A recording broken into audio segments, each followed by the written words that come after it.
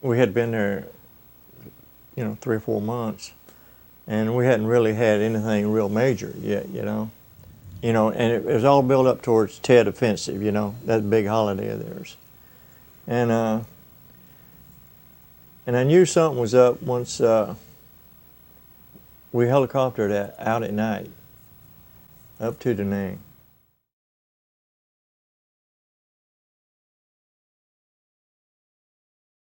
Yeah, you just don't usually do that. You know what I mean? Something big is up. So, and that's the first time we done that. See, as a company, and we're supposed to link up with the Marines, and I don't know where the Marines were. And I think we had some bad intelligence that night. And they said, well, there's a few Viet Cong over there, and was going to do it. I think it was a search and destroy mission. So, of course, as you know, we moved out that morning, and they let us get halfway in that rice paddy, and they let it go, Of course, we was going over to another village, and the rice paddy in between. And of course, he lined us up, on line, and with the 4th platoon being in support, of course they had the mortars with them, and they were in the graveyard, They had to be because that's where I was dragged to when I got hit. But once everybody was online, we just went forward. And I can remember I had an M72 Law with me. I don't know why I carried that thing with me. But when the firing started, everybody got down, and I said, well, here's this Law. What are you going to do with it?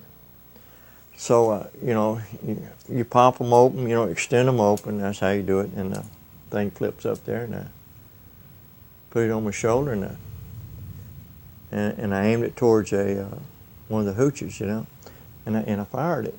And I don't know today if I hit anything, but I let go of it for sure.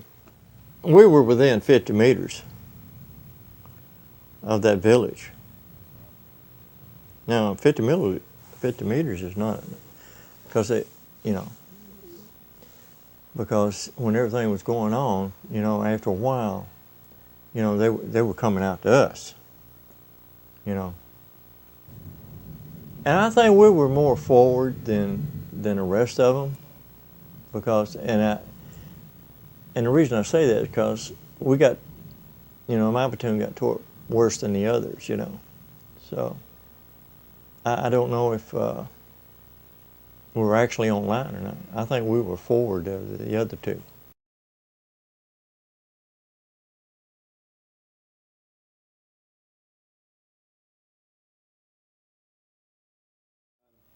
Oh yeah, buddy. I saw a lot, and when I didn't know at the time, but there's over 500 of them out there, and that was a reinforced battalion. Them jokers, And they're the ones that wear the green uniforms. Of course, they had Viet Cong with them also. But, well, MBA, just like, they must have been fired up on something, like on drugs, because when you hit one of them with a bullet, they just keep on coming, and the pain, there's no pain, you know what I'm saying? And and these people were actually hand-to-hand combat with these dudes, And it was fearful. And I remember we had this one guy, and I don't know where he's at today or if he made it out or not. His name was Staff Sergeant Williams. And I think he was one of the squad leaders.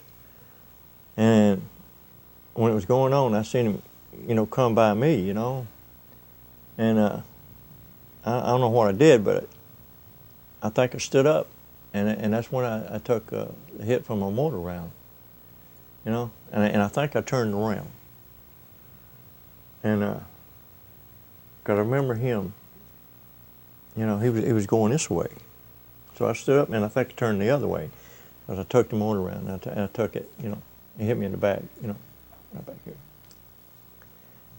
And so I don't know how long it went on, because when there's something like that, next thing I remember, man, I was being dragged by the mortar platoon behind the graves. I don't remember making that arrest, but they had to drag me out of there. Now, I don't know if, you know, I don't know who it was, but, you know, it was somebody from the 4th platoon. But I was dragged out. And I don't know if it was Bunk or Anderson or whoever, you know. And we had gunships coming in. And I can remember laying in the rice paddy and see the gunships coming in, you know. The noise was awesome, man. You know, boom, boom, you know, with the mortar rounds going off and, you know, the machine guns and everything like that. It was just awesome. And I can't tell you how long the battle went on before my 2 guys were killed, you know. Somebody, and I don't know who it was again, you know, apparently I was bleeding. And they put a bandage on me. And as I was laying there, you know, somebody was calling for medevacs. Well, I remember, and I don't know how long I laid there, but I remember the helicopter, a Marine helicopter landed. And they actually threw me on it, you know, picked me up and threw me on the chopper and just went on off. And when they flew me to a hospital ship, and that's where they took all the other guys too. And I can remember laying on the stretcher there, on that ship. And I looked to my right, and there was Gonzalez. And Gonzalez had a man, his head was blown off almost, you know.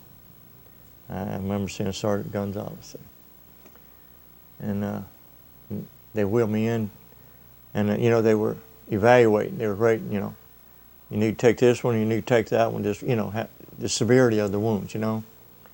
And of course, you know, he was almost gone. And I think he survived 3 days. I'm not sure. But I think if his, and the thing I got, this was on 8th February, and I think he might have lasted a couple of days. But anyhow, and when they took me in there to the operating room, man, it was so cold, and I was shivering. And next thing I knew, I woke up in a bunk there and around me was your dad and Kill Hut and Folder. And then I remember, I don't remember how many days after that or hours or what, but this colonel, I believe it was a colonel, came and gave me a Purple Heart. I guess it's the same one he gave your dad one. I was on that hospital ship, let's see, February, and we sailed up and down the coast, and I think it was, it had to be at least 3 weeks. Then they medevaced me to Japan. Now I stayed in Japan until June, and then I came back to Vietnam. I was in Japan getting on an airplane when Robert Kennedy was assassinated.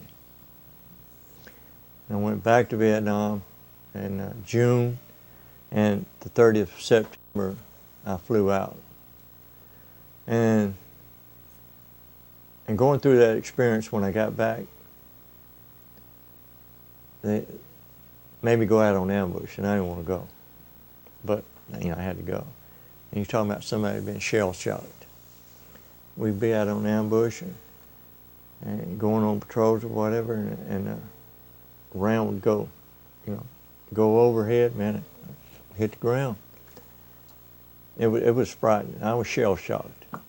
But after a while I got over it and I came home.